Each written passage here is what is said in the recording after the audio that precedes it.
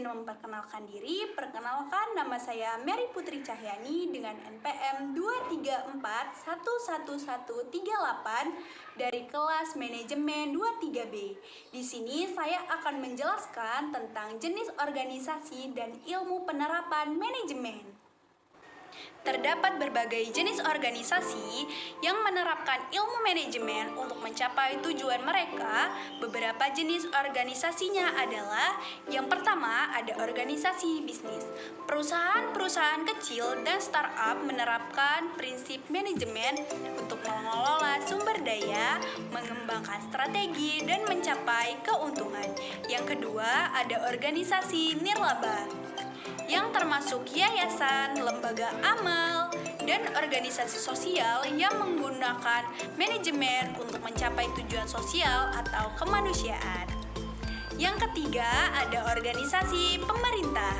Pemerintah pusat, pemerintah daerah, dan lembaga pemerintah yang mengelola sumber daya dan menerapkan manajemen untuk menyediakan layanan publik dan mencapai tujuan kebijakan.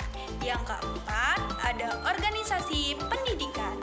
Sekolah, universitas, dan lembaga pendidikan lainnya menggunakan manajemen untuk mengelola kurikulum, sumber daya, dan operasi sehari-hari.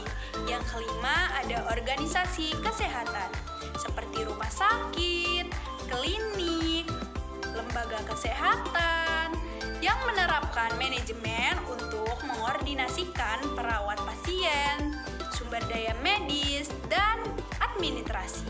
Yang keenam, ada organisasi kepolisian dan keamanan seperti polisi, badan keamanan, dan lembaga penegakan hukum lainnya mengelola keamanan masyarakat dan sumber daya mereka dengan prinsip-prinsip manajemen. Selanjutnya, kita akan membahas tentang penerapan ilmu manajemen. Penerapan ilmu manajemen melibatkan berbagai aspek dan prinsip yang digunakan dalam berbagai organisasi. Seperti yang pertama, ada perencanaan. Manajemen dimulai dengan perencanaan yang melibatkan penetapan tujuan, identifikasi sumber daya yang diperlukan, dan strategi pengembangan untuk mencapai tujuan tersebut. Yang kedua, ada pengorganisasian. Pengorganisasian ini mencakup berbagai struktur organisasi, penggugasan, pengelompokan orang, dan pengalokasian sumber daya agar semua orang aktivitasnya berjalan dengan baik. Yang ketiga, ada kepemimpinan. Kepemimpinan melibatkan pembimbing, memotivasi, dan mengeluarkan anggota tim atau organisasi untuk mencapai tujuan dengan efektif, termasuk pengembangan visi, pengambilan keputusan, dan komunikasi yang efektif. Selanjutnya ada pengendalian.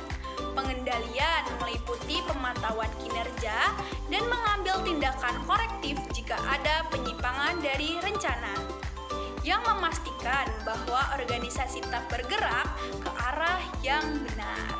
Selanjutnya ada evaluasi. Evaluasi adalah proses pengeluaran hasil dan kinerja organisasi untuk menentukan keberhasilan, mencapai tujuan, dan untuk memperbaiki proses manajemen di masa depan.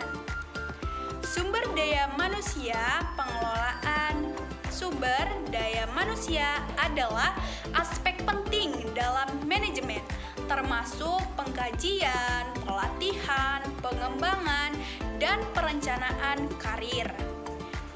Selanjutnya ada penerapan ilmu manajemen bervariasi tergantung pada jenis organisasi, tujuan, dan lingkungan operasionalnya. Namun, prinsip-prinsip dasar ini membantu organisasi mencapai efisiensi aktivitas dan pencapaian tujuan mereka. Kesimpulan dari jenis organisasi dan penerapan ilmu manajemen adalah bahwa manajemen adalah suatu pendekatan yang relevan dan esensial dalam berbagai jenis organisasi. Cukup sekian penjelasan dari saya. Sampai jumpa di next video ya. ya Sobat Juara. Assalamualaikum warahmatullahi wabarakatuh.